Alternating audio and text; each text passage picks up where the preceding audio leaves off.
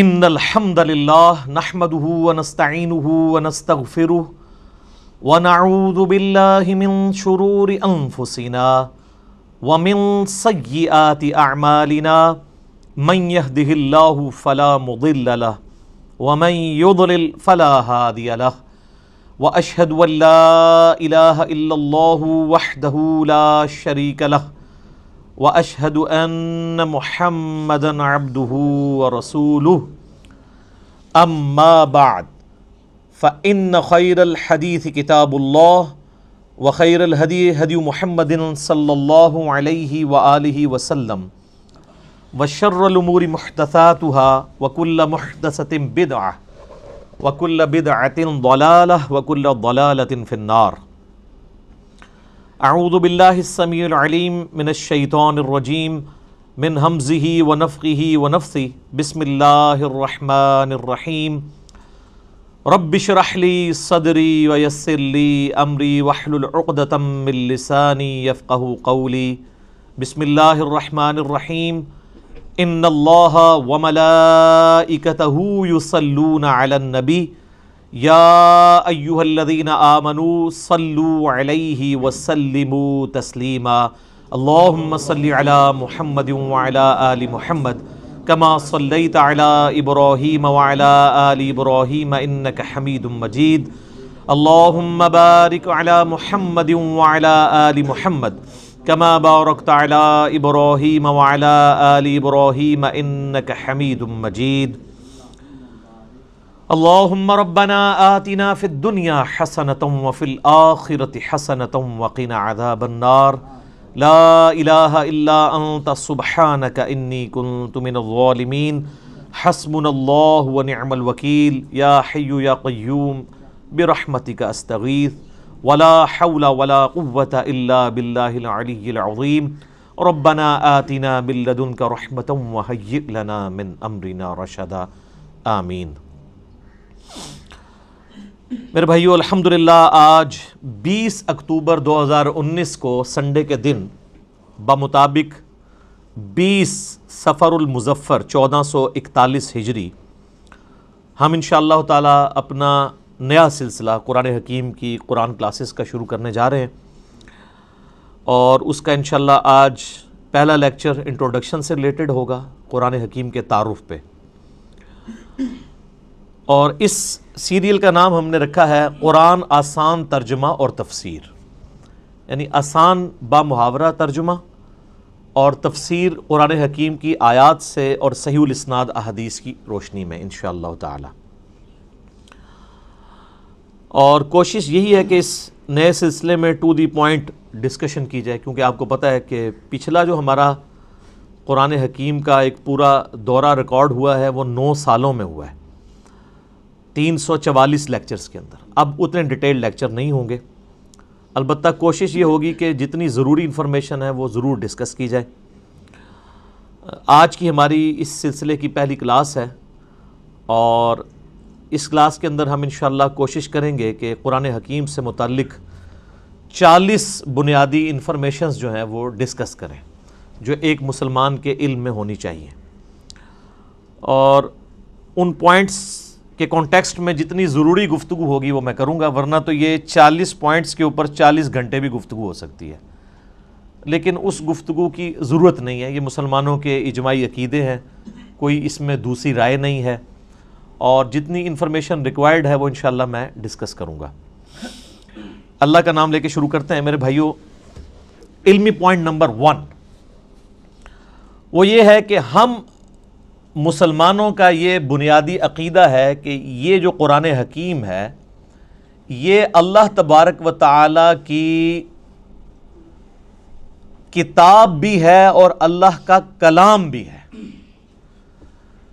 باقی جتنے بھی اس سے پہلے صحائف نازل ہوئے یا کتابیں، ان کے بارے میں کلیم ہے کہ وہ اللہ کی کتابیں ہیں، لیکن یہ وہ کتاب ہے جو صرف کتاب یا سلیبس نہیں ہے بلکہ اللہ تعالیٰ کا کلام ہے۔ اور اس کا ثبوت قرآن حکیم میں سورہ التوبہ کی سٹارٹ میں ہی آتا ہے کہ جنگ کے دوران اگر کافر تم سے پناہ مانگیں تو انہیں پناہ دے دو، اور کسی ایسی جگہ پہ ان کو قید کرو جہاں پر وہ اللہ کا کلام سنے، حتی یسمع کلام اللہ، یہاں تک کہ وہ اللہ کا کلام سنے۔ اور یہ بھی مزے کی بات میں آپ کو بتاؤں، بڑی حیران کن، قرآن حکیم کے علاوہ جتنی بھی الہامی کتابیں ہیں، اولڈ ٹیسٹمنٹ ہو، نیو ٹیسٹمنٹ یعنی تورات، انجیل اور باقی کتابیں ہیں، زبور بھی، ان کتابوں کو اگر آپ پڑھیں گے تو ان کتابوں میں ان کتابوں کا نام موجود نہیں ہوگا، ظاہر ٹیمپرڈ فارم میں۔ یہ ہم نے اسے بائبل کا نام دیا ہوا ہے نا، باہر جو لکھا ہوا ہے، پوری بائبل کے اندر بائبل کا ذکر نہیں ہے، لیکن قرآن حکیم میں سینکڑوں مقامات پر قرآن کا نام آیا ہے، بائی نیم اس کتاب کو مینشن کیا گیا، یاسین والقرآن الحکیم، وَأُوحِيَ إِلَيَّ هَذَا الْقُرْآنُ لِأُنذِرَكُمْ بِهِ وَمَنْ بَلَغَ فَذَكِّرْ بِالْقُرْآنِ مَنْ يَخَافُ وَعِيدٍ۔ کئی آیات ہیں قرآن حکیم میں جن میں قرآن کا لفظ آیا، اور قرآن کا لفظی مطلب ہے بار بار پڑھی جانے والی کتاب۔ قرات ہم اردو میں بھی استعمال کرتے ہیں، عربی کا لفظ ہے۔ تو یہ پہلی بنیادی انفارمیشن ہے کہ یہ صرف کتاب نہیں ہے بلکہ اللہ کا کلام بھی ہے، اور چونکہ یہ اللہ کا کلام ہے لہٰذا اللہ کی صفت ہوئی، اور اللہ کی صفت ہے تو یہ پھر مخلوق نہیں ہے، غیر مخلوق ہے۔ البتہ جو ہمارے پاس اس وقت یہ بائنڈنگ کے اندر قرآن موجود ہے، اس قرآن کے یہ جو صفحے ہیں یہ تو ظاہر مخلوق ہے، کریشن ہے، اس کے اوپر جو سیاہی ہے پرنٹنگ کی وہ بھی کریشن ہے، اس کا گتا بھی یہ بھی کریٹڈ ہے، لیکن اس کے اندر جو کلام لکھا ہوا ہے اگرچہ وہ کاتب کی رائٹنگ ہے وہ بھی کریشن ہے، کریٹڈ ہے، مخلوق ہے، لیکن جو کلام لکھا گیا ہے جسے ہم پڑھتے ہیں یا سنتے ہیں وہ غیر مخلوق ہے، وہ اللہ کی صفت ہے۔ اور اسی لیے آپ دیکھیں کہ سورۃ الاعراف میں آتا ہے نا کہ حضرت موسیٰ علیہ السلام نے خواہش کا اظہار کیا تھا کہ اے اللہ میں تجھے دیکھنا چاہتا ہوں، تو اللہ نے کیا فرمایا تھا؟ تو مجھے نہیں دیکھ سکتا، تو پہاڑ کی طرف دیکھ، اگر یہ پہاڑ میری تجلی سے قائم رہا تو پھر تم بھی یہ یعنی ایزیوم کر سکتے ہو کہ مجھے بھی دیکھ سکو گے۔ پہاڑ پہ جب اللہ کی تجلی اللہ تعالیٰ نے ڈالی جو سورۃ الاعراف میں آتا ہے تو اس کی وجہ سے پہاڑ جو ہے وہ ریزہ ریزہ ہو گیا، اور سورۃ الاعراف میں آتا ہے کہ اس تجلی کے انڈائریکٹ مشاہدے کی وجہ سے موسیٰ علیہ السلام بھی بے ہوش ہو گئے۔ یہ علیحدہ بات ہے کہ آپ کے بزرگ کلیم کرتے ہیں کہ وہ اللہ کا دیدار کرتے ہیں، چونکہ وہ تو کہانی ہے، یہ قرآن ہے، یہ ہے سچائی۔ تو یعنی اللہ تعالیٰ کی صفات کے اثرات کیا ہیں، اور سیم اسی طرح کی چیز قرآن حکیم کے بارے میں سورۃ الحشر میں آئی ہے، لو انزلنا ھذا القرآن علی جبل، اگر ہم یہ پہاڑ پر نازل کر دیتے تو پہاڑ بھی اس قرآن کے نزول کی وجہ سے پھٹ جاتا، ریزہ ریزہ ہو جاتا۔ کیوں؟ کیونکہ قرآن اللہ کی صفت ہے، اللہ کا کلام ہے، کلام متکلم کی صفت ہوتا ہے نا، تو اس کا ایفیکٹ یہی ہونا تھا جو اللہ تعالیٰ کی ذات کا ایفیکٹ ہے کہ قرآن اگر کسی پہاڑ پر نازل ہوتا تو وہ بھی اس قرآن کے رعب کی وجہ سے ریزہ ریزہ ہو جاتا۔ سر یہ ہمارے محبوب صلی اللہ علیہ وآلہ وسلم کا مبارک سینہ ہے کہ جس پہ آلموسٹ 23 سال تک قرآن نازل ہوتا رہا ہے، اور اگر آپ بخاری مسلم کی احادیث اٹھا کے دیکھیں تو نبی علیہ السلام کے اوپر ایک کیفیت طاری ہو جایا کرتی تھی جب قرآن کا نزول ہوتا تھا، اور سخت سردیوں میں بھی بخاری مسلم کے الفاظ ہیں کہ آپ صلی اللہ علیہ وآلہ وسلم کے مبارک چہرے پر یعنی پسینہ بہنا شروع ہو جاتا تھا، اتنا وحی کا بوجھ ہوتا تھا، اور اس حالت میں صحابہ کرام آپ کو دیکھ نہیں سکتے تھے، چہرہ مبارک سرخ ہو جاتا تھا، اور جس طرح یہ خراٹے لینے کی آواز ہے نا، اس طرح بخاری مسلم میں آتا ہے اس قسم کی آواز آپ کے منہ سے نکلنا شروع ہو جاتی تھی، اور پھر صحابہ کرام جو ہیں وہ سارے سر جھکا لیتے تھے یوں، اور آپ علیہ السلام کے سر مبارک کے اوپر ایک بڑی چادر دے دی جاتی تھی حتیٰ کہ آپ اپنی وہ اس حالت میں واپس آئیں، یعنی آپ صلی اللہ علیہ وآلہ وسلم پر یہ حالت طاری ہوا کرتی تھی۔ اب یہ علمی پوائنٹ نمبر 1 ہوا ہے جی، ابھی میں اس پہ اور بھی بول سکتا ہوں، لیکن میں جو فی البدی چونکہ میں نے گفتگو کرنی ہوتی ہے رٹی رٹائی نہیں ہوتی، پوائنٹس میں نے صرف لکھے ہیں کہ مجھے یاد رہے کہ کوئی پوائنٹ سکپ نہ ہو، ادروائز اگر میں ایک ایک پوائنٹ کے اوپر نوٹس بناؤں نا تو پھر یہ 40 لیکچرز میں صرف قرآن کا تعارف ہی ختم ہو، لیکن وہ پھر آپ انٹرسٹ لوز کر جائیں گے. بس اتنی بات کی جائے جو آپ کے انٹرسٹ کی چیز ہے، جس میں آپ کا پریویس نالج بھی انوالو ہو، کچھ نئی بات بھی آپ کی انفارمیشن میں آ جائے. علمی پوائنٹ نمبر 2، ہم مسلمانوں کا یہ اجماعی عقیدہ ہے کہ قرآن حکیم اللہ تعالیٰ نے اپنے آخری پیغمبر سیدنا و مولانا امام اعظم محمد رسول اللہ صلی اللہ علیہ وآلہ وسلم پر نازل فرمایا ہے. یعنی یہ قرآن حکیم سلیبس کی فارم میں نبی علیہ السلام کے ہینڈ اوور نہیں کیا گیا، بلکہ آپ پر یہ نازل ہوا ہے، آپ کے سینہ مبارک کے اوپر. اور اس قرآن کی اتھینٹسٹی آپ صلی اللہ علیہ وآلہ وسلم کی مبارک زبان ہے، اسی لیے آپ کے کریکٹر کو منوایا گیا ہے. سورہ یونس کے سٹارٹ میں بھی آیت نمبر 15-16 میں آتا ہے نا کہ اے نبی علیہ السلام ان سے فرماؤ میں اتنا عرصہ تم میں رہا ہوں، کیا تم نے اس سے پہلے کوئی ایسی بات مجھ سے سنی ہے؟ یعنی میں صادق اور امین ہوں، میں نے کبھی دعوی نبوت نہیں کیا اس سے پہلے، نہ کوئی یعنی میری کوئی ایسی خواہش تم نے کبھی آبزرو کی ہو، تو اچانک یعنی چند دنوں کے بعد میں یہ کلیم کر رہا ہوں کہ یہ اللہ کی طرف سے مجھ پر کتاب نازل ہوئی ہے، تو یہ اس بات کا ثبوت ہے میری پریویس زندگی. تو یہ آپ صلی اللہ علیہ وآلہ وسلم پر نازل ہوئی. اب یہ ٹاپک بھی گھنٹوں کا محتاج ہے اگر صرف اس ٹاپک کو ایڈریس کیا جائے کہ نبی علیہ السلام پر یہ قرآن نازل ہوا، اس قرآن کی اتھینٹسٹی کے حوالے سے، لیکن میں اسے سکپ کرتا ہوں. علمی پوائنٹ نمبر 3، ہم مسلمانوں کا یہ عقیدہ ہے کہ قرآن حکیم باللفظ محفوظ ہے. یہ کتاب بالمفہوم نہیں ہے کہ نبی علیہ السلام نے پڑھ کے سنائی تو صحابہ نے جو سمجھا اس کو سلیس عربی کے اندر اپنے یعنی ذہن کے مطابق لکھ دیا. نہیں، ایک ایک لفظ منوان ویسا ہی ہے جیسا کہ اللہ تعالیٰ نے نازل فرمایا، کوئی انٹرپریٹیشن نہیں ہے اس کی، بالمفہوم نہیں ہے، باللفظ ہے. اور یہ عقیدہ صرف قرآن کے بارے میں. یہ بعض لوگ کہتے ہیں نہیں ہم حدیث کو بھی قرآن کا درجہ دیتے ہیں. حدیث کے بارے میں اجماعی عقیدہ ہے کہ حدیث بالمفہوم ہے. چند باتیں باللفظ بھی ہیں، جیسے ہم نماز کے اندر جو کچھ پڑھتے ہیں وہ بخاری مسلم میں نبی علیہ السلام کی احادیث ملتی ہیں، آپ نے ان کو تعلیم فرمایا. لیکن اوورآل آپ علیہ السلام کے حوالے سے جو چیزیں بیان کی جاتی ہیں بالمفہوم ہے. اور یہی وجہ ہے کہ آپ احادیث کی کتابیں کھولیں گے نا تو کئی احادیث کے اینڈ پہ وہ راوی کہتا ہے او کما قال علیہ السلام، یا جیسا پھر رسول اللہ نے فرمایا تھا. یعنی مجھے یہ بات پتہ چلی، مجھے یوں سمجھ آئی، یا جیسے پھر آپ نے فرمایا تھا، مفہوم یہی تھا.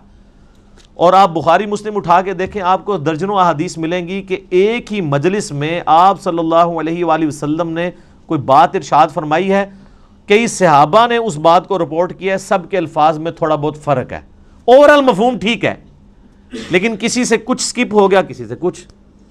مثلا اب یہاں پہ تقریباً آلموسٹ 100 کے قریب لوگ بیٹھے ہوئے ہیں، میں یہاں پہ 55 منٹ کے اندر کتنی باتیں کروں گا.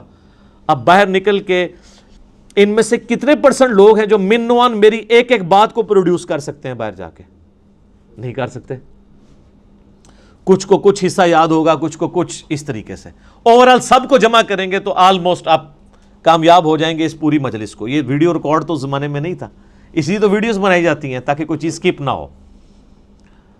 تو اس وقت تو لوگ کرائمنگ کے اوپر اعتبار کرتے تھے، نبی علیہ السلام سے سنتے تھے، یاد کرتے تھے، پریکٹس کرتے تھے، آگے باتیں پہنچاتے تھے. اور اس کا آپ کو بہترین نمونہ صحیح مسلم میں ملے گا. بخاری میں آپ کو ان چیزوں کا آئیڈیا نہیں ہوتا کیونکہ بخاری میں احادیث سکیٹرڈ فارم میں ہے. مسلم شریف میں ایک مجلس کی نبی علیہ السلام کی ایک وقت کی احادیث کے جتنے طرق آئے ہیں نا مختلف چینز سے، وہ آپ کو ایک جگہ ملیں گے. مثلا مسلم کی پہلی حدیث یہی ہے مولا علی علیہ السلام سے، اور بخاری میں بھی موجود ہے کہ نبی علیہ السلام نے فرمایا جس شخص نے میری طرف جھوٹی حدیث منسوب کی وہ اپنا مقام دوزخ میں دیکھ لے. اب یہ حدیث آپ کو سیدنا علی سے ملے گی، سیدنا عبداللہ ابن عباس سے ملے گی، سیدنا ابو ہریرہ سے، سیدنا جابر بن عبداللہ سے، سیدنا انس بن مالک سے، سیدنا مغیرہ ابن شعبہ سے رضی اللہ عنہم اجمعین وعلیہم السلام اجمعین. 7-8 صحابہ سے ایک ہی حدیث ملے گی. اور امام مسلم نے اس کو ایک ترتیب سے نا اس مجلس میں یہ جو نبی علیہ السلام کا فرمان تھا ایک ایک صحابی سے وہ لے کے ہیں، تو آپ کو ان کے آپس کے الفاظ میں بھی 19-20 کا فرق نظر آئے گا، لیکن مفہوم ایک ہی ہوگا. اسی لیے مسلم شریف کی ترتیب کو کہا جاتا ہے کہ حدیث کی کتابوں میں سب سے بیسٹ جو ترتیب ہے وہ صحیح مسلم کی ہے، کیونکہ آپ کو یہ اندازہ ہو جاتا ہے کہ ایک مجلس میں کوئی چیز سکپ نہیں ہوئی. ایک حدیث کو کئی راوی اور کئی صحابہ کے شاگرد آگے تابعین بیان کر رہے ہوتے ہیں، سارے الفاظ آپ کو ایک جگہ مل جاتے ہیں. لیکن اللہ کا شکر ہے کہ یہ جو پرابلم ہے یہ قرآن حکیم کے کیس میں نہیں ہے. قرآن یہ دو گتوں کے درمیان پوری دنیا کے اندر ایک ہی قرآن ہے اللہ کے فضل سے. سنی ہو، شیعہ ہو، ان کے آف شوٹس ہوں، حنفی، شافعی، مالکی، حنبلی، بریلوی، دیوبندی، اہل حدیث، اثنا عشری میں شیعہ کے اندر اثنا عشری ہوں، زیدیہ ہوں، سب کے سب، ایون آغا خانی ہوں، ان کے پاس بھی یہی قرآن ہے. تو اس حوالے سے قرآن حکیم کو یہ یعنی اعزاز حاصل ہے، بلکہ اس امت کا اعزاز ہے کہ ان کے پاس وہ کتاب ہے جو بالکل اسی طریقے سے محفوظ ہے. اور آج تو بڑا آسان طریقہ ہے، ہمارے پاس وہ نسخے موجود ہیں جو سیدنا عثمان نے لکھوائے تھے اس زمانے میں، من ون وہ نسخے موجود ہیں. اور آج بڑا آسان طریقہ ہے، کاربن ڈیٹنگ اسے کہتے ہیں، جس سے آپ کسی بھی چیز کی لائف فائنڈ کر سکتے ہیں یہ کتنی پرانی ہے. آپ کو پتہ ہے پچھلے دنوں برمنگھم کے میوزیم کے اندر ایک قرآن کا نسخہ ملا تھا، اس میں سورہ طٰہٰ کی اور بعض اور آیات یعنی کچھ ان کو صفحات ملے تھے، بھیڑ کی اس کے اوپر کھال کے اوپر لکھے ہوئے، کچھ ہڈیوں کے شانے پہ جس طرح اس زمانے میں لکھے تھے. تو اس کی کاربن ڈیٹنگ انہوں نے کروائی ہے، اور وہ بی بی سی کی رپورٹ ہے، کسی مسلمان نے نہیں بنائی ہے، غیر مسلم ہے. اس میوزیم کا انچارج جو ہے وہ غیر مسلم ہے، اور ان کی ویڈیو چڑھی، آپ یوٹیوب پہ جا کے لکھیں اولڈسٹ ورژن آف قرآن. وہ تو ورژن کہتے ہیں، ورژن تو ہے ہی نہیں، قرآن تو ایک ہی ہے. تو وہ آپ کو مل جائے گا، اس کی کاربن ڈیٹنگ کرائی ہے، وہ سیدنا عثمان کے زمانے کا قرآن ہے، اور کوئی فرق نہیں ہے الحمدللہ. اور اللہ نے ایسی حفاظت لی ہے. قرآن حکیم کا ایک نسخہ جو حضرت عثمان تلاوت کر رہے تھے، اور اس نسخے کے اوپر ان کے خون کے قطرے گرے تھے جب ان کو شہید کیا گیا. اور وہ بھی کمال آیات ہیں سورہ البقرہ کی، فَسَيَكْفِيكَهُمُ اللَّهُ، ان کے مقابلے پر اللہ تجھے کافی ہے. ان آیات کے اوپر سیدنا عثمان کا خون گرا تھا. وہ آج بھی خون کا دھبا اور وہ نسخہ محفوظ ہے توپ کاپی میوزیم ٹرکی کے اندر. ایک اسی طرح کا نسخہ جو حضرت عثمان نے لکھوایا تھا وہ رشیا کے میوزیم میں ہے. تو سیم وہی قرآن ہے جو ہمارے پاس ہے، جو تاج کمپنی چھاپ رہی ہے، یا ضیاء القرآن پبلیکیشن والے چھاپ رہے ہیں، یا انٹرنیشنل لیول کے اوپر وہ جو کاتب ہے عثمان طٰہٰ دمشق کا، بلکہ علماء سے معذرت کے ساتھ یہ لفظ دمشق ہے، یہ یعنی بلو بائنڈنگ میں چھپتا ہے سعودیہ سے، اور یہی ریڈ بائنڈنگ میں ایران سے چھپتا ہے. بالکل اندر ایک طرح کا قرآن ہے، اور ہر صفحے پہ آیت ختم ہو رہی ہے. کاتب نے اتنے مہارت سے اس کو لکھا ہے کہ ہر صفحے کے اینڈ آیت کے اوپر ہوتا ہے. یہ وہی قرآن ہے. کاربن ڈیٹنگ سے بھی آپ چیک کر سکتے ہیں کہ باللفظ قرآن حکیم محفوظ ہے. اور پھر اللہ نے اس کو ذریعہ محفوظ کا ہونے کا جو ہے وہ حفاظ کو بنایا ہے. آپ نے کبھی قرآن حکیم کے اینڈ پہ دیکھا ہے اس کی تصدیق کون کرتا ہے؟ 3-4 حفاظ کا لکھا ہوتا ہے ہم نے اس قرآن کو لفظ بہ لفظ پڑھا ہے، اس میں کوئی غلطی نہیں ہے. تو حافظ کہاں سے پڑھ رہے ہوتے ہیں؟ اپنی یادداشت سے. قرآن اللہ تعالیٰ نے عملی تواتر سے حفاظ کے ذریعے محفوظ کیا ہے. اس وقت دنیا میں لاکھوں میں نہیں ملینز میں لوگ موجود ہیں جن کو یہ کتاب ازبر ہے. کتنا بڑا معجزہ ہے. آپ انڈونیشیا کا مسلمان اٹھائیں، افریقہ کا مسلمان اٹھائیں، رشیا کا مسلمان اٹھائیں، سب کانٹیننٹ کا مسلمان اٹھائیں، کہیں سے شروع کریں، آدھی آیت پڑھیں، اس سے اگلی وہ دوسرا پڑھے گا، ہو ہی نہیں سکتا کوئی اختلاف آ جائے. اور اتنا یہ محکم سسٹم ہے کہ غلطی کر ہی نہیں سکتا. امام کعبہ بھی اگر اپنی تلاوت میں بھولتا ہے نا تو پیچھے سینکڑوں لوگ لقمہ دے دیتے ہیں. اور سر یہ بھی دیکھیں قرآن کا، اس وقت کسی کا احترام نہیں ہوتا کہ آگے کون کھڑا ہوا ہے. قرآن میں اگر کوئی ذرا سی بھی ڈنڈی بات نماز کے اندر لقمہ مل جاتا ہے. یہ قرآن کتنی بڑی حفاظت ہے. تو صرف یہ لکھے ہوئے کے اوپر اعتماد نہیں ہے، لکھنا تو ظاہر امپورٹنٹ ہے کیونکہ الذی علم بالقلم، اللہ نے قلم کے ذریعے قرآن سکھایا ہے، علم سکھایا ہے، اور وہ قرآن بھی نبی علیہ السلام نے اس طریقے سے ٹرانسفر. لیکن یہ زبانی بھی مسلمانوں نے اسے یاد کیا ہے، اور ریٹن فارم میں یہ نسخے موجود ہیں.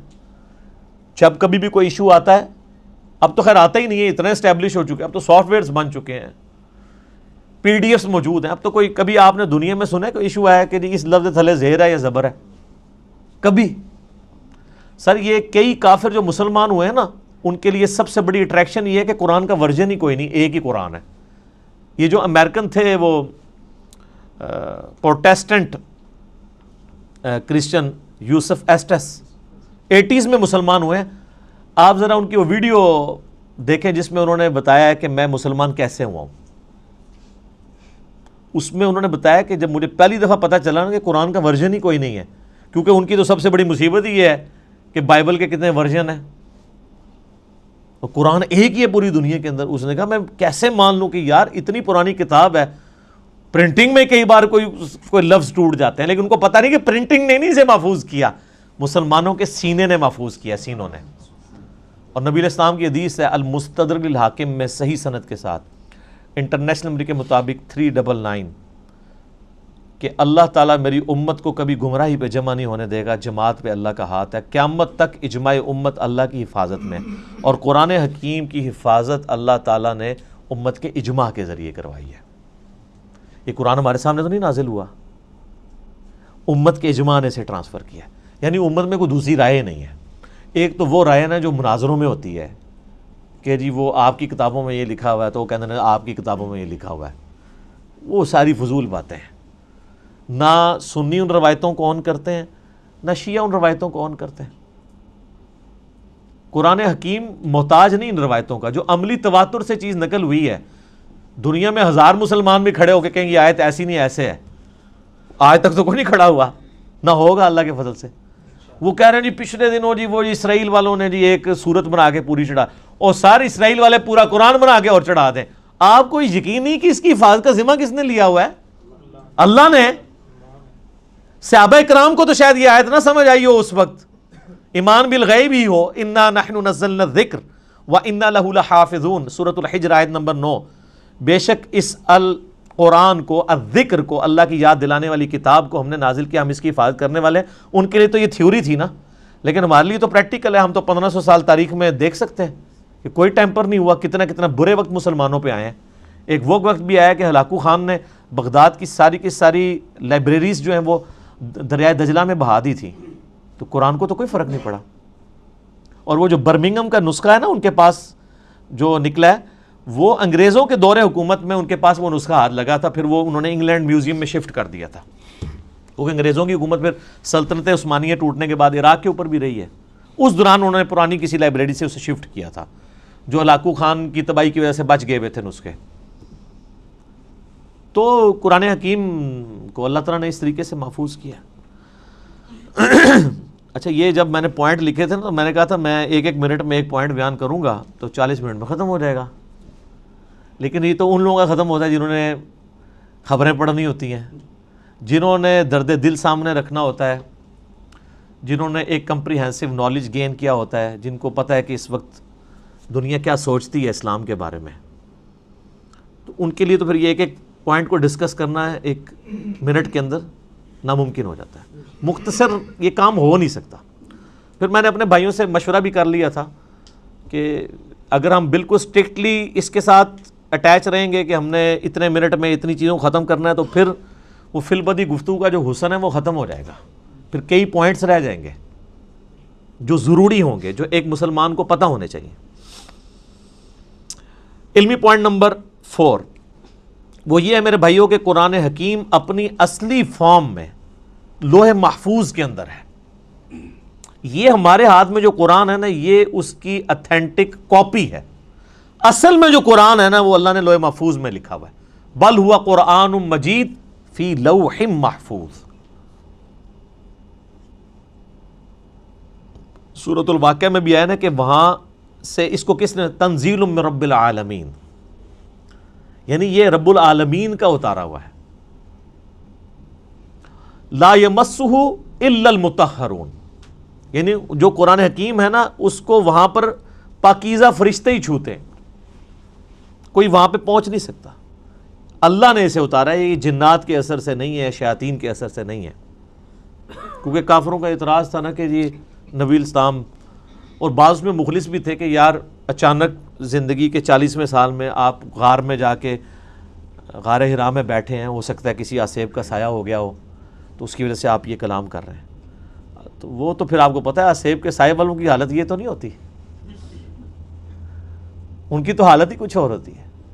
وہ صحیح مسلم میں بڑی مشہور حدیث ہے نا، ایک بندہ ہے جو جھاڑ پھونک کیا کرتا تھا آسیب کے سائے کے لیے، جادو ٹونا کا علاج، اس کا نام تھا ضماد، عربی میں ضاد میم الف اور دال، اردو میں زماد، کئی مسلمان رکھتے بھی ہیں نام وہ، لیکن وہ جن کے نام زماد ہے نا ان کو پوچھے نا کہ نام آیا کہاں سے ہے، ان بیچاروں کو مسلم شریف کی حدیث نہیں پتا ہوگی کہ زماد ہے کون تھا۔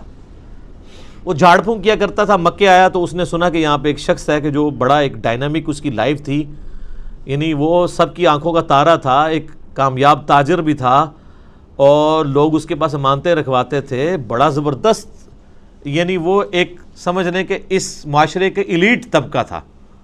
تو اچانک اس کو کچھ ہو گیا اور لوگ پریشان ہیں۔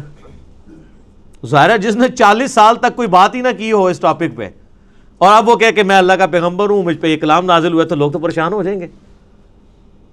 تو اس نے کہا کہ میں جھاڑ پھونک جانتا ہوں، اگر تو مجھے اس کے پاس لے جاؤ تو مجھے امید ہے کہ میں اس کا علاج کر دوں گا۔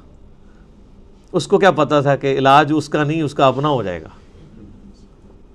تو لوگ اسے لے گئے نبی الاسلام کے پاس، تو آپ صلی اللہ علیہ وآلہ وسلم سے اس نے کہا کہ میں آپ کا علاج کر سکتا ہوں، آپ بتائیں کہ آپ کے ساتھ کیا ایشو ہے، تو اپنا مسئلہ بیان کریں۔ تو آپ صلی اللہ علیہ وآلہ وسلم نے نا کوئی بات نہیں کی، قرآن بھی نہیں پڑھا۔ آپ جو تقریر سے پہلے خطبہ دیتے تھے نا، آپ نے بس وہ پڑھا، ان الحمد للہ نحمدہ ونستعینہ ونستغفرہ ونعوذ باللہ من شرور انفسنا ومن سیئات اعمالنا من یہدہ اللہ فلا مضل لہ ومن یضلل فلا ہادی لہ واشہد ان لا الہ الا اللہ وحدہ لا شریک لہ واشہد ان محمدا عبدہ ورسولہ۔ اب یہ کاش آپ کو عربی آتی ہوتی تو آپ کو پتا ہوتا کہ آپ نے کیا پڑھا ہے صلی اللہ علیہ وآلہ وسلم۔ تو اس نے جب سنا تو وہ ہل گیا، اس نے کہا جی ایک بار ذرا پھر سنائیں۔ دوسری بار، تیسری بار، اس نے کہا جی میں گواہی دیتا ہوں کہ آپ اللہ کے پیغمبر ہیں، اپنا ہاتھ بڑھائیں اور مجھے مسلمان کریں۔ تو حالانکہ جو بندہ ایکسپرٹ تھا جادوگری کا، اس نے بھی کلام سن کے، قرآن نہیں صرف آپ علیہ السلام کا عام کلام سن کے، اس نے کہا نہیں، جنات جن لوگوں کے اوپر اثر ہوتا ہے ان کا اس طرح کا کریکٹر نہیں ہوتا، وہ اس طرح کی باتیں نہیں کرتے، ان کی باتیں تو آل فال ہوتی ہیں، اتنی پریسائز باتیں نہیں ہوتی ہیں۔ پھر نبی علیہ السلام کی مبارک ذات کا ایک روب بھی تھا۔ جو بندہ جادو کا، ان ساری چیزوں کا ایکسپرٹ تھا، اس نے ڈکلیئر کر دیا کہ جادوگر نہیں ہے، اور جو جہلات ہے جن کو جادو کا، آسیب کا الف بے بھی نہیں پتا تھا، وہ لوگ نبی علیہ السلام کو اس کے بعد بھی جادوگر کہتے رہے، نعوذ باللہ۔ ان کی قسمت میں ہدایت نہیں تھی نا۔ ہونا تو چاہیے تھا کہ جب ایکسپرٹ نے مان لیا کہ نہیں ہے، تو تم لوگوں کو تو پتہ ہی نہیں یہ فیلڈ ہے کہ نہیں، تم خام خواہ کہتے ہو۔ جیسے معذرت کے ساتھ آج کی دنیا میں آپ کو مثال دوں، میرے بارے میں علماء کہتے ہیں جاہل ہے، اس کو تو عربی بھی نہیں آتی، اس کو تو پڑھنا ہی کچھ نہیں آتا، وہ قرآن دیکھ کے بھی غلط پڑھتا ہے، وہ پڑھ ہی نہیں سکتا۔ ٹھیک ہے، آپ کہتے رہے، تو جو سن رہے ہیں ان کو نہیں پتا کیا ہو رہا ہے، تو ہم ان باتوں کا بھی جواب نہیں دیتے۔ ہم کہتے ہیں ٹھیک ہے یار، آپ نے ہمیں جج کرنا ہے، ہماری ویڈیوز آپ کے سامنے ہیں، آپ ان کو دیکھیں اور جج کریں، آپ کو پتہ چل جائے گا سچائی کیا ہے، جھوٹ کیا ہے، غلط کیا ہے، آپ کو سب کچھ پتہ چل جائے گا۔ تو یہ میرے بھائیوں، یعنی یہ جو آواز حق کے لیے بلند ہوتی ہے نا، اس کے ساتھ ہمیشہ اس طریقے سے یعنی لوگ مسچیف کرنے کی کوشش کرتے ہیں، لوگ یعنی غلط طریقے سے حق کی آواز کو دبانے کی کوشش کرتے ہیں، لیکن اللہ تعالیٰ نے جو آواز اٹھانی ہوتی ہے وہ اللہ تعالیٰ اٹھا دیتا ہے۔ ٹھیک ہے، یعنی اب یہ بھی پوائنٹ ایک اتنا بڑا پوائنٹ ہے کہ یعنی اس کے اوپر ڈسکشن ہو سکتی ہے کہ قرآن حکیم اللہ تعالیٰ نے لوح محفوظ میں رکھا ہوا ہے، اور اپنے اصلی حالت میں یہ ہمارے پاس یہ کاپی ہے۔ کتنی بڑی خوش نصیبی ہے کہ ہمارے پاس وہ کتاب ہے کہ جو اوریجنل کتاب لوح محفوظ میں ہے۔ سورہ زخرف کے سٹارٹ میں بھی آیا نا، اللہ تعالیٰ نے فرمایا کہ یہ کتاب جو ہے ام الکتاب، کتابوں کی ماں، اللہ کی ہارڈ ڈسک لوح محفوظ کے اندر ہمارے پاس ہے۔ اور یہ یاد رکھیے گا، یہ مصحف جس ترتیب میں ہمارے پاس موجود ہے نا، اسی ترتیب میں لوح محفوظ پہ لکھا ہوا ہے، اگرچہ اس کی ترتیب نزول یہ نہیں ہے۔ مصحف کی ترتیب آپ پتہ نا، سورۃ العلق کی پہلی 5 آیات نازل ہوئی ہیں، وہ تو پارہ نمبر 30 میں ہے. سورہ بقرہ جو ہے وہ اس وقت نازل ہوئی ہے جب 2/3 قرآن نازل ہو چکا ہوا تھا. مکی قرآن وہ شروع میں ہے. لیکن اللہ کے پاس لوح محفوظ میں اسی ترتیب میں ہے. وہ اللہ تعالیٰ نے اس کتاب کو سرکمسٹانسز کے اوپر نازل کیا ہے، اور یہ اس قرآن کی سب سے بڑی خوبی ہے جو کسی اور الہامی کتاب میں نہیں ہے کہ جو سرکمسٹانسز کے اوپر نازل ہوئی ہے، اور مسلسل 23 سال تک. علمی پوائنٹ نمبر 5 میرے بھائیو، قرآن حکیم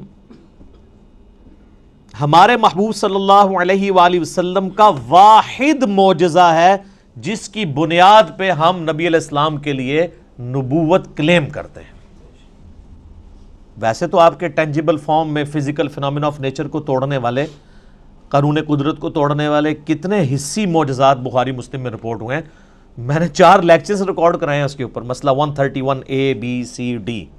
لیکن دعوی نبوت جس معجزے کے اوپر ہے وہ یہ کتاب ہے. کیوں؟ آپ علیہ السلام کی نبوت قیامت تک کے لیے تھی. آپ کا معجزہ بھی ایسا ہونا چاہیے تھا جو قیامت تک کے لیے آپ دکھا سکیں. آج حضرت عیسیٰ علیہ السلام کا معجزہ، مردوں کو زندہ کرنے والا کوئی عیسائی ہمیں دکھا سکتا ہے؟ ہم بھی مانتے ہیں عیسیٰ علیہ السلام کو، ہم بھی نہیں دکھا سکتے.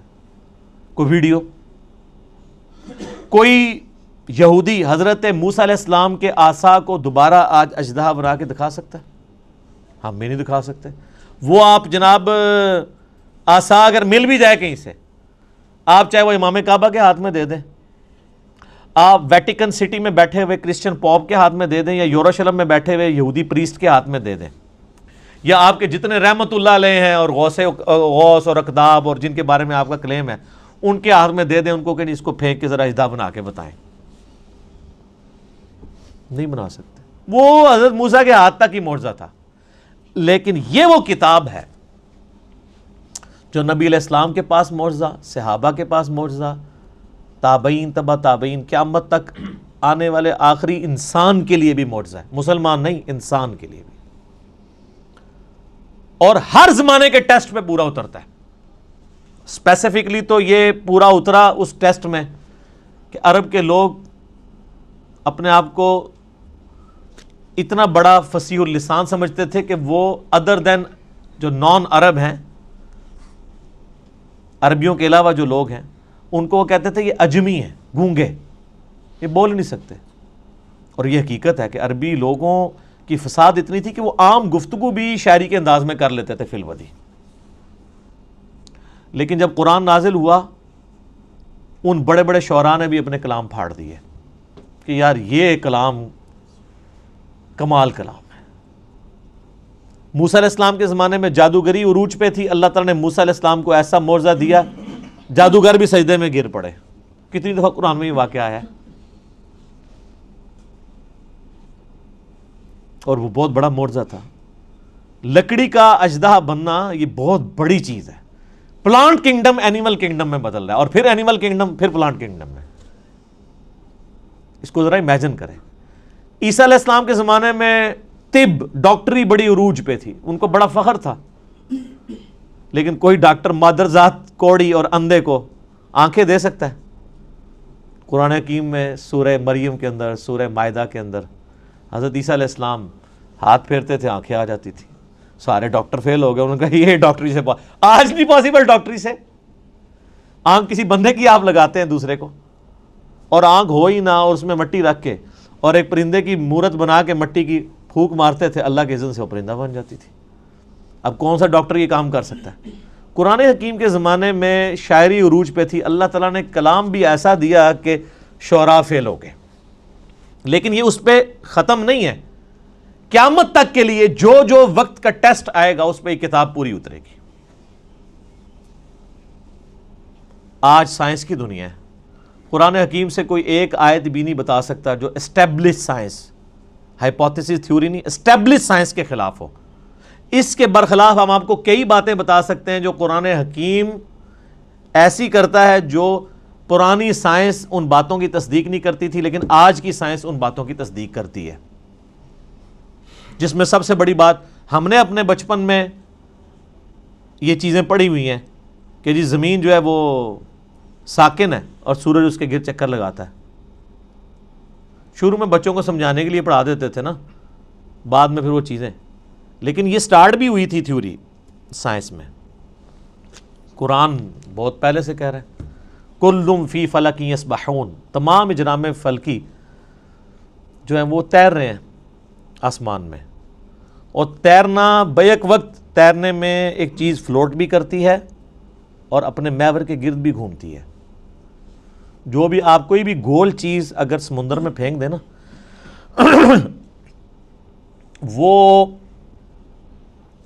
فلوٹ کرنے کے دوران اپنے محور کے گرد گھومے گی بھی ان ویوز کی وجہ سے. اللہ نے لفظ بھی ایسا استعمال کیا ہے کہ نہ صرف وہ کسی اور چیز کے گرد ریوالو کر رہی ہیں بلکہ اپنے ایکسس کے گرد, اپنے محور کے گرد بھی وہ چیزیں گھوم رہی ہیں. تو قرآن حکیم تو اس چیز کو پہلے ہی ایڈریس کر چکا ہے. اس حوالے سے آپ ایک میرا کلپ بھی ہے Quran and modern versus modern science, وہ آپ دیکھ لیں. ڈاکٹر ذاکر نائک کا بھی ایک ویڈیو ہے پرانی, پھر انہوں نے دوبارہ سے ریکارڈ کرائی تھی, وہ بھی آپ دیکھ لیں. ڈاکٹر مورس بوکائل ایک فرینچ سرجن تھے جو مسلمان ہوئے, تو انہوں نے کتاب وہ لکھی Bible Quran and science, Urdu میں ترجمہ ہوا ہے لیکن وہ ترجمہ بھی اردو والا بھی اتنا مشکل ہے کہ عام بندوں کو سمجھ نہیں آتا. بہتر یہ کہ آپ اسے انگلش میں ہی پڑھیں. تو انہوں نے یہی ثابت کیا ہے کہ اس ماڈرن دور میں جتنی بھی الہامی کتابیں ہیں وہ سائنس کے ٹیسٹ کو پاس نہیں کرتی سوائے اس کتاب کے. ان میں سائنٹیفک فالٹ موجود ہے. وہ فالٹ اس لیے نہیں ہے کہ ان کتابوں میں کوئی اللہ تعالیٰ کو کوئی غلطی لگی ہے, وہ اس لیے کہ وہ کتابیں ٹیمپرڈ فارم میں تحریف شدہ ہیں. یہ کتاب محفوظ ہے, وہ بھی اگر محفوظ ہوتی تو اس میں کوئی اینٹی سائنس سٹیٹمنٹس نہ آتی. تو یہ ایک علیحدہ سے ٹاپک ہے, گھنٹوں بولا جا سکتا ہے, لیکن میں اسے سکپ کرتا ہوں. علمی پوائنٹ نمبر 6, اور وہ ہے میرے بھائیوں قرآن حکیم کی پیش گوئی اگلی کتابوں میں بھی موجود ہے, اس سے پہلے جو گزر چکی. اگلی سے مراد ہوتا ہے جو آگے گزر چکی. ہم ویسے اگلی سے مراد کرتے ہیں جو آگے آنے والے ہیں, لیکن اردو تھوڑی سیکھیں. اگلے سے مراد ہوتا ہے جو پہلے لوگ گزر چکے ہیں. ہم پچھلے ہیں جو پیچھے پیچھے ان کے آ رہے ہیں, کیونکہ لوگ اپنی منزل کی طرف جا رہے ہیں نا. صحابہ کرام ہمارے اگلے ہیں, ہم ان کے پچھلے ہیں. تو جن کو اردو نہیں آتی وہ بیچارے الٹ سمجھ رہے ہوتے ہیں. تو اگلی کتابیں ہیں تورات, زبور, انجیل, اولڈ ٹیسٹمنٹ, نیو ٹیسٹمنٹ کی فارم میں جو اویلیبل ہیں, ان کتابوں میں اس کی پیش گوئیاں موجود ہیں الکتاب کی فارم میں کہ الکتاب اس طرح آخری پیغمبر کے اوپر نازل ہوگی. نبی علیہ السلام کی پریڈکشنز موجود ہیں. سورۃ الاعراف میں آتا ہے, اللہ تعالیٰ فرماتا ہے کہ ان کے اندر وہ پیغمبر آئے ہیں جن کی یہ پیش گوئیاں تورات اور انجیل کے اندر لکھی ہوئی پاتے ہیں. سورۃ الانعام کے اندر آیا کہ یہ پروفٹ وہ ہیں کہ یہ اپنے بیٹوں سے زیادہ ان کو پہچانتے ہیں کہ یہ وہی پیغمبر ہیں جن کی پریڈکشنز تورات اور انجیل کے اندر موجود ہیں. اپنے بیٹے کے بارے میں تو شک نہیں ہوتا نا کسی کو, کہ بچپن سے ظاہر اس کے سامنے پیدا ہوتا ہے, باپ جانتا ہوتا ہے. اس سے زیادہ نبی علیہ السلام کو یہ جانتے ہیں کہ وہی پیغمبر ہیں, لیکن نہیں مانا انہوں نے. نہیں ماننا ہوگا تو آپ جتنے مرضی دلائل رکھیں. ایون آج ٹیمپرڈ فارم میں جو تورات اور انجیل موجود ہے نا, اس میں بھی آپ کو نبی علیہ السلام کی پروفیسیز مل جائیں گی. اس کے اوپر بھی کئی ایک ویڈیوز نیٹ کے اوپر رکھی ہوئی ہیں. Similarities between Christianity and Islam, similarities between Hinduism and Islam. Doctor Zakir Naik کی ویڈیوز ہیں, انہوں نے کتنی چیزیں پروف کی ہیں, موجود ہیں, جس سے, اور یہ بیسیکلی انہوں نے زیادہ تر محنت تو کی تھی احمد دیدار صاحب نے رحمہ اللہ تعالی, انہی سے ہی کاپی کیا ہے انہوں نے, خصوصاً کرسچینٹی کے پوائنٹ آف ویو سے. باقی جہاں تک ہندوازم اور باقی چیزوں کا تعلق ہے وہ ڈاکٹر ذاکر نائک کو کریڈٹ جاتا ہے کہ یہ انہوں نے ویلیو ایڈیشن کی ہے احمد دیدار صاحب کے کام کے اندر, کوئی شک نہیں اس کے اندر. تو آپ پروفیسیز دیکھیں. اس وقت جو آپ کو وہ انارکلی جو بازار بائبل سوسائٹی والوں کو آپ لیٹر لکھیں, وہ فری آپ کے گھر بائبل بھجوا دیں گے. نیٹ کے اوپر PDF رکھا ہوا ہے. ویسے وہ منگوانے سے پہلے قرآن جو آپ کے گھر غلاف میں ہے اس کو خود پڑھ لیں. لوگ وہ بائبل منگوا لیتے ہیں, قرآن نہیں منگوا کے پڑھتے. قرآن بلکہ منگوانا بھی نہیں, گھر پڑا ہوا ہے. میں اسی لیے قرآن کے غلافوں کے بڑا خلاف ہوں. یہ غلاف کے اندر جو قرآن ہے یہ کوئی نہیں کھولتا, کیونکہ جب بندہ یہ تصور کرتا ہے اس کو یوں یوں کر کے کھولنا ہے, پھر یوں یوں بند کرنا ہے, وہ بند ہی پڑا رہتا ہے. کتابیں بھی آپ کسی کو گفٹ کریں اس کے اوپر سے ساری وہ پیکنگز اتار کے دیا کریں, کبھی شاید وہ کھول کے پڑھ ہی لے. وہ آپ پڑھیں تو اس میں آپ کو ڈیوٹرانومی چیپٹر جو ہے تورات کے اندر، اولڈ ٹیسٹمنٹ کے اندر ملے گا، اس کا باب نمبر 18 ہے، اس میں آیت نمبر 18 ہے کہ موسیٰ علیہ السلام کو اللہ تعالیٰ نے وحی کی کہ اے موسیٰ میں تیرے بھائیوں میں سے، بھائی کون؟ بنو اسماعیل، بنو اسرائیل کے بھائی بنو اسماعیل. اور یہ یعنی تورات کے شروع میں پیدائش چیپٹر میں موجود ہے کہ حضرت ابراہیم علیہ السلام کی 2 بیویاں تھیں، 2 بیٹے تھے، جو مین حضرت یعقوب علیہ السلام جو ان کے حضرت اسحاق کے بیٹے تھے، تو وہ آگے ان سے وہ بنی اسرائیل چلے، اور دوسری طرف حضرت اسماعیل تھے. تو میں تیرے بھائیوں یعنی بنو اسماعیل میں سے، بلکہ آج بھی آپ اسرائیل والوں سے پوچھیں، عرب لوگ وہ کہتے ہیں ہمارے کزنز ہیں، وہ مانتے ہیں اس بات کو، عربی ان کو کزن مانتے ہیں. اس لیے ہمیں شک پڑتا ہے اندر سے دونوں ملے ہوئے نہ ہوں، جو کچھ مسلمانوں کے خلاف یہ لوگ کر رہے ہوتے ہیں. ہم اسرائیل کو تسلیم نہیں کیے بیٹھے ہوئے اسلام کی حمیت میں، اور جن لوگوں کی اصل دشمنی تھی وہ ان کے ساتھ پینگیں بڑھا رہے ہیں. تو وہ ڈیوٹرانومی چیپٹر میں 18 نمبر میں آیت نمبر 18 ہے، موسیٰ میں تیرے ان یعنی ماننے والوں کے بھائیوں میں یعنی ان کے کزنز کے اندر تیری مانند ایک رسول اٹھاؤں گا جو ان پہ میری آیات کو تلاوت کرے گا. اور اسی طریقے سے گاسپل آف جان جو ہے، جو اولڈ ٹیسٹمنٹ نیو ٹیسٹمنٹ کٹھے وہ انجیل مقدس چھپی ہوئی، اس میں جو نیو ٹیسٹمنٹ میں گاسپل آف جان ہے، اس کے اندر چیپٹر نمبر 15 سے 18 تک آپ کو کئی آیات ملیں گی. حضرت عیسیٰ علیہ السلام اپنے ماننے والوں کو کہتے ہیں میرا دنیا سے جانا تمہارے لیے رحمت ہے، میں جب جاؤں گا تو میں اپنے رب سے ریکویسٹ کروں گا اس ہستی کو دنیا میں بھیجیں گی جو میرا نام دنیا میں روشن کریں گی. مجھے تم سے بہت کچھ کہنا ہے لیکن تم ابھی ان چیزوں کے متحمل نہیں ہو. وہ جب ہستی دنیا میں آئیں گی تو وہ تمہیں وہ ساری چیزیں تعلیم کریں گی، اور اللہ تعالیٰ ان کے منہ میں اپنا کلام ڈالے گا. یہ جو پروفیسی ہے یہ دنیا میں کسی پروفٹ کے بارے میں نہیں ہے. باقی سارے پیغمبروں کو سلیبس کی فارم میں کتاب تختیوں کی شکل میں موسیٰ علیہ السلام کو ملا ہے. یہ جو اللہ تعالیٰ کلام ان کے منہ سے بلوائے گا ان کے سینے پہ نازل کر کے، یہ ہے ہی صرف نبی علیہ السلام کے لیے. اچھا، وہ اب اس کے اوپر بھی ٹیکنیکل بحث ہے، عیسائی کیا اعتراض کرتے ہیں، وہ علیحدہ سے ٹاپک ہے، میں اس کو سکپ کرتا ہوں. بہرحال وہ جو ڈیوٹرانومی جس اولڈ ٹیسٹمنٹ والا حوالہ اس کو کرسچنز اور جوز دونوں مانتے ہیں، نیو ٹیسٹمنٹ کو صرف کرسچنز مانتے ہیں. اس کے اندر یہ جو ہے نا کہ تیرے بھائیوں میں سے تیری مانند رسول اٹھاؤں گا، تو وہ کرسچنز کہتے ہیں یہ جو تیری مانند سے مراد ہے نا، یہ حضرت عیسیٰ کی پیش گوئی ہے کہ حضرت موسیٰ کے بعد حضرت عیسیٰ بھی یہودیوں میں ہی پیدا ہوں گے. اس میں تو کوئی شک نہیں کہ حضرت عیسیٰ بھی یہودی تھے، یہودی النسل تھے، بنی اسرائیل میں سے تھے. لیکن یہ پروفیسی ان کے بارے میں پوری نہیں ہوتی، کیونکہ اس میں الفاظ ہے تیری مانند اور تیرے بھائیوں میں سے. بھائی تو بنو اسرائیل کے بنو اسرائیل نہیں، بنو اسماعیل ہیں، ورنہ تو ہوتا کہ تم ہی میں سے اٹھاؤں گا. بھائی کہنے کی ضرورت ہی نہیں تھی، تیری اولاد میں سے اٹھاؤں گا.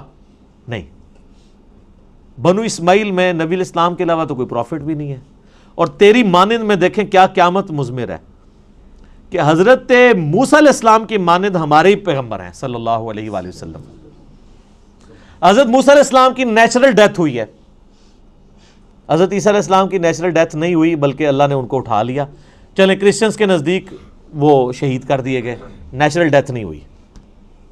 تو حضرت موسیٰ علیہ السلام کی مانند ہمارے محبوب صلی اللہ علیہ وآلہ وسلم ہیں، حضرت عیسیٰ نہیں ہے.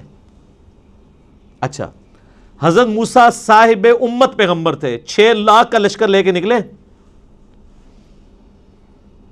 اور حضرت عیسیٰ علیہ السلام کے اوپر صرف 12 بندے ایمان لے کے آئے تھے، اور ان کی جان بھی اللہ نے بچائی ان کو زندہ اٹھا کے. ہمارے محبوب صلی اللہ علیہ وآلہ وسلم بھی صاحب امت تھے. آپ کی مبارک زندگی میں 1 لاکھ سے زیادہ لوگ آپ پہ ایمان لا چکے تھے، اور آج تو ماشاءاللہ آپ دیکھ لیں باہر ہیں. اس ریزیملنس میں بھی ہمارے محبوب صلی اللہ علیہ وآلہ وسلم حضرت موسیٰ سے زیادہ ریزیملنس رکھتے ہیں ایز کمپیئر ٹو حضرت عیسیٰ جو موسیٰ علیہ السلام سے رکھتے ہیں. حضرت موسیٰ علیہ السلام کی پیدائش نارمل طریقے پہ ماں باپ کے ذریعے ہوئی ہے، اور ہمارے نبی علیہ السلام کی پیدائش بھی نارمل طریقے سے ماں باپ کے ذریعے ہوئی ہے. لیکن حضرت عیسیٰ علیہ السلام کی پیدائش نارمل نہیں ہے، معجزانہ طور پہ اللہ تعالیٰ نے ان کو پیدا کیا. اس ریزیملنس میں بھی ہمارے نبی علیہ السلام حضرت موسیٰ کی مثل ہیں، حضرت عیسیٰ علیہ السلام ان کی مثل نہیں ہے. اس قسم کی کئی اس طریقے سے نئی شریعت، حضرت عیسیٰ علیہ السلام تو 10 کمانڈمنٹس کو اسٹیبلش کرنے آئے تھے، کوئی نئی شریعت نہیں لے کے آئے. موسیٰ علیہ السلام کی شریعت کو آگے لے کے چلیں. ہمارے نبی علیہ السلام نئی شریعت لے کے آئے ہیں جس طرح کہ موسیٰ علیہ السلام کی شریعت نہیں تھی. اس اعتبار سے بھی ہمارے محبوب صلی اللہ علیہ وآلہ وسلم اور حضرت موسیٰ علیہ السلام کے اندر ریزیمبلنس پائی جاتی ہے جو حضرت عیسیٰ اور موسیٰ میں نہیں پائی جاتی. لہٰذا یہ جو پروفیسی ہے ڈیوٹرانومی کی چیپٹر نمبر 18 ورس نمبر 18 کتاب الاستثناء چیپٹر، یہ من و عن ہمارے محبوب صلی اللہ علیہ وآلہ وسلم کے بارے میں پوری ہوتی ہے اور کسی شخص کے بارے میں نہیں. اب اس میں بھی گھنٹوں بولا جا سکتا ہے لیکن سکپ کرتا ہوں میں اسے. علمی پوائنٹ نمبر 7، قرآن حکیم کی زبان عربی ہے جو آج تک اسی طریقے سے زندہ ہے جو نبی علیہ السلام کے مبارک زمانے میں تھی. سر آج سے 100 سال پہلے کی اگر آپ شیکسپیئر کی انگریزی پڑھیں نا تو آپ کو کئی الفاظ نہیں آئیں گے. شیکسپیئر کی انگریزی تو چھوڑ دیں، آپ فضائل اعمال آج سے 50-60 سال پہلے جو لکھی گئی ہے اس میں کئی اردو کے الفاظ ہیں جو آج مستعمل ہی نہیں ہیں. ہر 50-60 سال کے بعد کتاب تبدیل ہو جاتی ہے اس حوالے سے سمجھنے کے اعتبار سے کہ اس کی جو لینگویج ہے نا وہ چینج ہو جاتی ہے، ایوالو ہو رہی ہوتی ہے. لیکن عربی ایسی ایوالو ہوئی ہے کہ قرآن حکیم کی برکت سے اللہ نے اسے چینج نہیں ہونے دیا. آج بھی وہی عربی بولی جا رہی ہے حجاز کے اندر اور پورے ایریے کے اندر. عربی زبان کو فریز کر دیا ہے قرآن حکیم نے.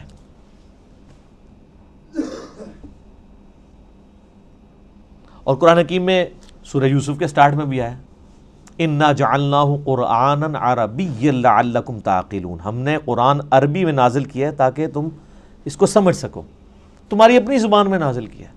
سورہ انبیاء میں آیا کہ تم غور نہیں کرتے، یہ وہ کتاب ہے جس میں تمہارا ذکر موجود ہے، اس کے ساتھ تم مانوس ہو، تمہاری اپنی لینگویج میں بات ہو رہی ہے. پھر اس طریقے سے قرآن حکیم میں ہے یہ فصیح اللسان عربی زبان کے اندر ہے. پھر اللہ تعالیٰ نے قرآن حکیم میں یہ بھی فرمایا کہ یہ کہتے ہیں اس نے کوئی اجمی غلام چھپا کے رکھا ہوا ہے جو اسے پڑھاتا ہے یہ کتاب. تو اللہ نے فرمایا کہ کیسا اجمی غلام ہے کہ جو کتاب ہے وہ فصیح عربی کے اندر ہے اور اجمی اس کو سکھا رہا ہے. یہ بات یہ نہیں تمہارا یعنی چھڈو جڑی پھڑی بھی جائے ایڈی لمبی چھڈ دیو، اتنی لمبی گپ شپ فٹ ہی نہیں بیٹھتی. تو یہ عربی فصیح زبان اور آج تک قرآن کی برکت سے اللہ تعالیٰ نے عربی کو محفوظ رکھا ہے. علمی پوائنٹ نمبر 8، قرآن حکیم کا جو ڈائلیکٹ ہے، لہجہ ہے، وہ عرب کے بادیہ نشین جو پینڈو لوگ، گاؤں کے رہنے والے، ریگستانوں کے رہنے والے، اعرابی جنہیں کہا جاتا ہے، بدو لوگ، ان کے ڈائلیکٹ میں یہ قرآن نازل ہوا ہے. یعنی جس طرح آپ آج بھی دیکھ لیں، ایک ہے شہری پنجابی عجیب پٹھی سیدھی، اور ایک ٹھیٹھ گاؤں کے لوگوں کی پنجابی ہے. اس کے ڈائلیکٹ میں اور شہری پنجابی کے ڈائلیکٹ میں کتنا فرق ہے. اور ایک ہے لکھنؤ کے لوگوں کی، یو پی کے لوگوں کی اردو، اور ایک ہے ہم پنجابیوں کی اردو. ڈائلیکٹ میں فرق ہے. ہم اردو زبان کو سیکھ تو ضرور سکتے ہیں، اس ڈائلیکٹ کو بھی سیکھ سکتے ہیں، لیکن پھر بھی کہیں نہ کہیں پکڑے جاتے ہیں کہ پنجابی ہیں. میں نے تو اپنے آپ کافی اوور کم اس اعتبار سے کیا ہے کہ الفاظ کی ادائیگی ٹھیک ہو، لیکن بعض اوقات اپنے لہجے سے پتہ چل جاتا ہے کہ یہ اردو بولنے والا پٹھان ہے، پنجابی ہے، بلوچی ہے، سندھی ہے. تو اس اعتبار سے جو ڈائلیکٹ ہے نا قرآن کا، وہ ہے عرب کے بادیہ نشین لوگوں کی عربک کا. اور وہ آج بھی آپ عرب میں چلے جائیں نا، وہ اسی طریقے سے وہی عربی بولتے ہیں. ویسے آپ اپنے علاقوں میں بھی دیکھیں، آپ لاہور میں چلے جائیں تو اور طرح کی پنجابی ہے، فیصل آباد والوں کی اپنی پنجابی ہے. اور اگر آپ سیالکوٹ میں چلے جائیں، سیالکوٹ والے جب اردو بھی بول رہے ہوتے ہیں ہمیں پتہ چل جاتا ہے یہ سیالکوٹ کا بندہ ہے، کیونکہ وہ اس کو اپنے اسی سٹائل میں بول رہے ہوتے ہیں. اسی طریقے سے جو ہند کو یعنی یہ سطح مرتفع پوٹھوہار کے رہنے والے، ہم بھی پوٹھوہاری ہیں جہلم کے لوگ، یہاں کی ہم تو خیر اتنے پوٹھوہاری نہیں، آپ ذرا پنڈی چلے جائیں نا، ان کی ذرا آپ پنجابی سنیں. ہم تو کہتے ہیں نا ادھر آؤ، وہ کہتے ہیں ادھر آؤ. اب لفظ وہی ہے لیکن ذرا ڈیفرنٹ فارم میں. یہ ڈائلیکٹ کہلاتے ہیں. ایک ہی لفظ دوسری فارم میں جب بولا جاتا ہے لفظ وہی ہے. اب ادھر آؤ اور ادھر آؤ میں بڑا فرق ہے، لیکن لفظ ایک ہی ہے، ڈائلیکٹ کا فرق ہو گیا. ٹھیک ہے، ایک تو نہیں کہ الفاظ ہی ڈیفرنٹ ہے. جس طرح ہم کہ نو یعنی وہ فلاں چیز لے کر آؤ، اب تو کہتے ہیں لے آؤ، وہ پنڈی کے لوگ کہتے ہیں کہ نو، وہ ذرا آپ سمجھ لیں ہندکو کے ساتھ مکس ہوئی ہوئی پنجابی ہے. لیکن عربی اللہ تعالیٰ نے ایسی محفوظ کی ہے کہ اللہ کے فضل سے، حالانکہ دوسرے عرب ملکوں میں عجیب و غریب عربی بھی بولی جا رہی ہے. عربی میں گاف کوئی نہیں ہے، لیکن آپ مصر والوں کی عربی سنیں وہ گاف بھی بولتے ہیں. ہاں جی، تو وہ بلکہ وہ طارق جمیل صاحب نے یہ خود سنایا. وہ کہتے ہیں مصر کی ایک جماعت آئی ہوئی تھی، یہ اوریجنل انہوں نے واقعہ سنایا. کہتے ہیں مصر سے ایک تبلیغی جماعت آئی ہوئی تھی، تو کسی گاؤں میں پنجاب کے ٹھہری، تو وہ ان کو نماز کے لیے آگے کیا. تو وہ نماز کے بعد دعا کروانے لگے نا، تو اس نے دعا کی اللہم انی اسألک الگنہ، اللہم انی اسألک، میں تو اس سے گنا مانگتا ہوں. اچھا وہ جنہ کو گنا پڑھتے ہیں، لفظ ہے جیم، تو وہ اس کو گاف پڑھتے ہیں. جیسے کئی لفظ گاف ہیں عربی میں جیم پڑھے جاتے ہیں. یہ شیخ عبد القادر جو جیلانی ہیں، ان کا نام ہے شیخ عبد القادر گیلانی. جب یہ عربی میں گیا نا، تو عربی میں تو گاف نہیں ہوتی تھی، تو ان کو جیلانی کہنا شروع کر دیا، گاف کو جیم بنا. جیسے کراچی ہے، تو کراچی اب چھ تو ہوتی نہیں عربی میں. کراچی اگر کوئی وہ عربی بولے گا تو وہ کراچی تو نہیں بولے گا. پاکستان کو وہ باکستان بولتے ہیں، کیونکہ پے ہوتی نہیں ہے، تو وہ بے بولتے ہیں اس کی جگہ. تو طارق جمیل صاحب کہنے لگے کہ وہ بار بار دعا کر رہے تھے اللہم انی اسألک الگنہ، وہ کہہ رہے تھے، وہ جنہ کو گنا پڑھ رہے تھے. تو وہ جناب وہ گاؤں کے لوگ اتنے سارے گنے لا کے انہوں نے اگلی نماز میں وہاں رکھ دیے. انہوں نے کہا گنے پہ مانگتے ہیں. ظاہر ہے اس سے آپ ہمارے لوگوں کی بھی جہالت دیکھ لیں کہ ان کو بھی عربی کوئی نہیں آتی نا، ورنہ وہ اللہم انی اسألک یہ ان کو سمجھ آ رہی ہوتی، ان کو بس یہی سمجھ آیا گنا گنا وہ کہہ رہے ہیں، شاید گنا شوق سے کھاتے ہیں. تو وہ جنہ کو گنا پڑھ رہے تھے. تو اس طرح کا یعنی جو عربک میں ڈیفارمیشن ہے نا، وہ مصر کی عربی میں اور اس طرح کی آئی ہے کہ اس میں الفاظ اس طرح آ گئے ہیں. لیکن جو پیورلی عرب کے لوگ ہیں وہ آج بھی وہی عربی بولتے ہیں جو عربی ہے، اس کے اندر وہ کوئی بھی اس طریقے سے تبدیلی نہیں آئی ہوئی ہے. جس قسم کی تبدیلی جو ہے وہ ہمیں ان لوگوں کے اندر نظر آتی ہے. تو یہ اللہ تعالیٰ نے قرآن حکیم کو محفوظ کیا ہے عربی کی برکت سے. اللہ تعالیٰ نے عربی کو محفوظ کیا ہے قرآن کی برکت سے. عربی اللہ کی زبان ہے نا جی. تو اس پہ بھی اب کافی کچھ بولا جا سکتا ہے. علمی پوائنٹ نمبر 9 وہ ہے میرے بھائیوں، قرآن حکیم جو ہمارا عیسوی کیلنڈر اس وقت چل رہا ہے نا دنیا میں، جس کے مطابق آج 20 اکتوبر 2019 ہے. اس کیلنڈر کے مطابق 610 عیسوی 610 AD اینو ڈومینی، یہ آفٹر ڈیتھ آف عیسیٰ نہیں ہے، یہ اینو ڈومینی ہے، ایئر آف دا لارڈ. حضرت عیسیٰ کی پیدائش کے سال کو یعنی ڈکلیئر کیا گیا تھا 1 عیسوی، ان کی ڈیتھ کو نہیں. یہ AD سے مراد ڈیتھ نہیں ہے، یہ لیٹن لینگویج کا لفظ ہے، اینو ڈومینی کا مخفف ہے. اس پہ میرا یوٹیوب پہ کلپ بھی ہے، عیسوی کیلنڈر ورسز ہجری کیلنڈر. یہ دونوں اللہ کے کیلنڈر ہیں. وہ سورج کے اعتبار سے چلتا ہے، دوسرا چاند کے اعتبار سے. لیونر اور سولر دونوں ہی اللہ کے ہیں. 610 عیسوی سے لے کر 632 عیسوی تک، یعنی نبی علیہ السلام کی وفات 632 میں ہوئی، اس پیریڈ آف ٹائم کے اندر قرآن حکیم نازل ہوا ہے. آلموسٹ یہ 22 سال بنتے ہیں عیسوی اعتبار سے، اور آلموسٹ 23 سال بنتے ہیں تقریباً ہجری اعتبار سے. کیونکہ لیونر ایئر آپ کو پتا ہے نا، ہر سال 10 کا فرق پڑ جاتا ہے. یہ تو تقریباً 365 دنوں کا سال ہوتا ہے، اور جو دوسرے والا سال ہے وہ 355 دنوں کا. تو 10 سال کا فرق پڑتا رہے 20 سال تک، تو 200 دن کا فرق پڑ گیا نا، آلموسٹ پونے سال کا فرق پڑ جاتا ہے. تو وہ فرق نظر آتا ہے. تو اس دوران یہ قرآن حکیم نازل ہوا ہے، آلموسٹ 22 سال عیسوی اعتبار سے، اور آلموسٹ 23 سال جو ہے وہ ہجری اعتبار سے. اور علمی پوائنٹ نمبر 10 آج کا آخری، کیونکہ ٹائم بالکل قریب ہو چکا ہے. قرآن حکیم حجاز میں نازل ہوا ہے، نجد میں نازل نہیں ہوا. نبی علیہ السلام کا پورا جو ٹریولنگ کا حصہ ہے وہ سارا حجاز کا ہے. مکہ بھی حجاز میں ہے، مدینہ بھی حجاز میں، ایون آپ تبوک تک چلے گئے عرب کے اینڈ پہ، آپ یعنی وہ تہامہ کی جو پہاڑیاں ہیں ان کی اس سائڈ پہ حجاز ہے، اور وہ دوسری سائڈ نجد کہلاتی ہے نا. تو حجاز کے اندر قرآن نازل ہوا ہے، قرآن نجد میں نازل نہیں ہوا. یعنی وہ ٹائم اینڈ سپیس کی بات کر رہا ہوں. ٹائم اس کا 610 عیسوی سے 632 عیسوی ہے, اور سپیس اس کے نازل ہونے کی کون سی ہے؟ حجاز. پورے کا پورا قرآن جو ہے وہ حجاز کے اندر نازل ہوا ہے اور کسی ملک کے اندر نازل نہیں ہوا. یعنی عرب کی سرزمین میں نازل ہوا, اور عرب کی سرزمین میں بھی نازل ہوا ہے. نبی صلی اللہ علیہ وآلہ وسلم کچھ عرصہ مکہ رہے, 2/3 قرآن وہاں پہ نازل ہوا, پھر مدینہ شریف میں, پھر برزخی قرآن بھی ہے مکے سے مدینہ ہجرت کے دوران, پھر مدینے سے تبوک جاتے ہیں وہاں پہ بھی ہے. اور یہ آگے انشاءاللہ اگلے جو علمی پوائنٹس آئیں گے ان میں میں ڈسکس کروں گا کہ کسی صورت کا مکی یا مدنی ہونے کا یہ مطلب نہیں کہ 100% ہی وہ مکی اور مدنی ہے. بعض اوقات کئی آیات ہیں جو مکی ہیں اور مدنی صورتوں میں ہیں, کچھ مدنی آیات ہیں جو مکی صورتوں میں. اوورال زیادہ پیریڈ جس صورت کا ہوتا ہے اس اعتبار سے اسے مکی مدنی کہتے ہیں, اور بعض پوری بھی مکی اور مدنی ہے.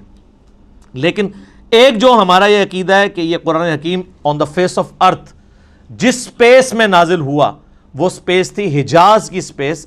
عرب کا جو جزیرہ نما عرب ہے اس میں بھی حجاز والا پورشن جو ہے, یہ والا پورشن جو پہاڑوں کے اس طرف لائی کرتا ہے.